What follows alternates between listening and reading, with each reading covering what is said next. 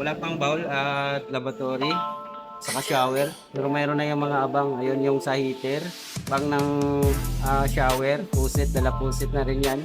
Dito, hindi na kami magkikisami dyan. So, direkta sa steel dig na. Pintura na lang yan.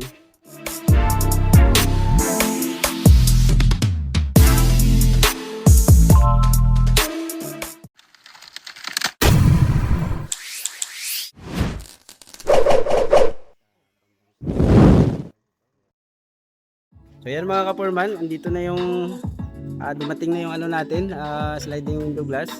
I-install yung mga tropa natin. Ito yung installer natin.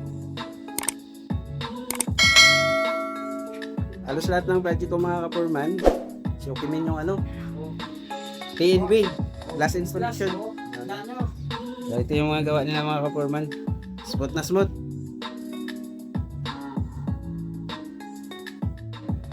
Ganon din dito sa kanyang window glass.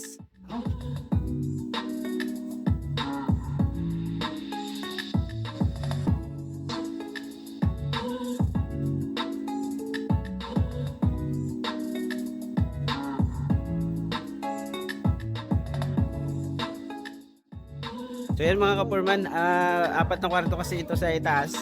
So apat din na bintana. So isang kwarto, isang bintana lang sa harap at may isang bintana din sa likuran.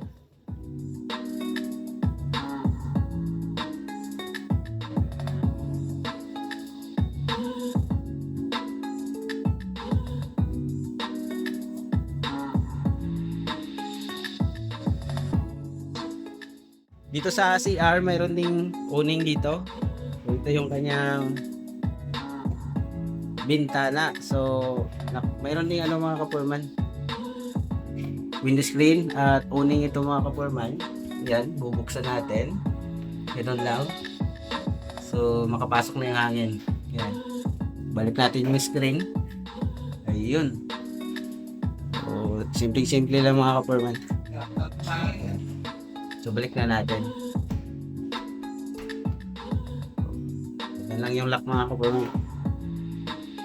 So analog at dark gray yung ano natin, yung salamin. So dito tayo sa labas, hindi natin makita sa loob. Yun. Ito nga pala yung ano mga ka-foreman, dito banda, laundry area ito. So back door. Yan, back door natin yan. At meron dito saksakan para sa washing machine. So dito nakapwesto yung washing machine. At ayan, nilagay tayo dyan na pusit. So para dito nakukuha ng ano, tubig yung washing machine. At andito naman yung kanyang floor drain, nasa ibaba lang. Ito, mayroon din tayong nilagay na lababo dito sa labas. So dirty kitchen na rin ito. Yan. So mayroon din saksakan. At sa loob, ayan, may ano tayo dito. So mababa lang yung ano natin, yung CR. Kasi sa itaas yan, maglalagay tayo ng lock bed dyan. Ayan. Ito naman sa ibaba mga ka-foreman, ni-clearing na rin ang tropa natin. So dito sa bandang likuran, mayroon kaming kanal na nilagay dyan. Ito yung connection niya. Punta dito, mayroon tayong catch basin dito. At tingnan natin dito sa ilalim. So dito sa ilalim medyo magulo pa dito, hindi pa natapos maglinis dito. So clearing pa natin. Ayan yung pintor natin, nai-skim coat pa, hindi pa kasi na-skim coat lahat. At ito naman yung installer natin ng pintuan. So magkakabit siya ng doorknob ngayon at pasukin natin dito sa bandang likuran. So gulo-gulo pa dito. Dito mga ka-foreman, halos na tapos na rin mag-tiles dito. Yan. Ito yung CR sa ibaba. Yan. So wala pang bowl at lavatory, saka shower. Pero mayroon na yung mga abang. Ayun yung sa heater. Abang ng shower, pusit, dala pusit na rin yan.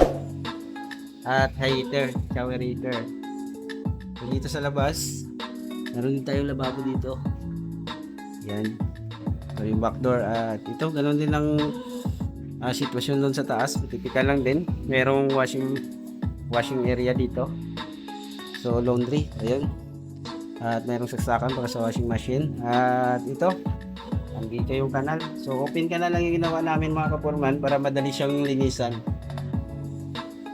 Tsaka medyo mataas yung slope niyan. Pababa doon.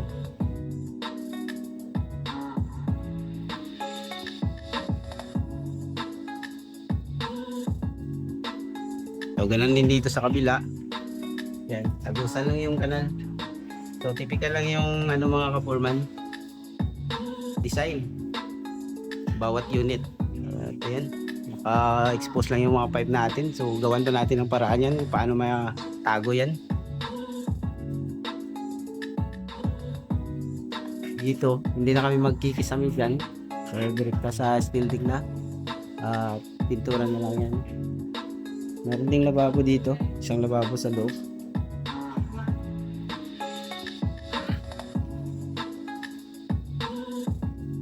Yung ibang tropa natin nandito, nagta-tiles.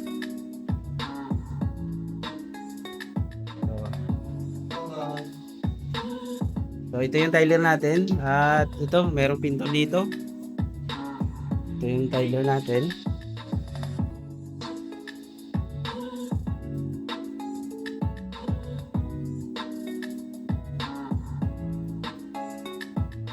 So, ito mga kabarman.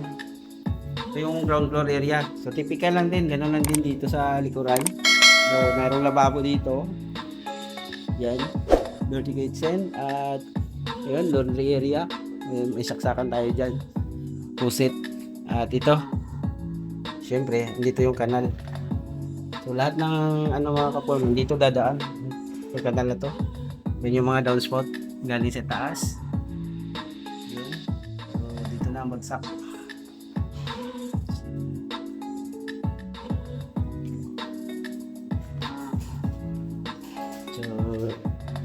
Dito sa harapan, nagpa-clearing na tayo. Ang gulo-gulo dito mga kaporman.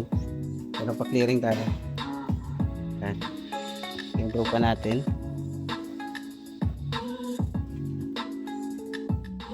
Grabe yung kalat.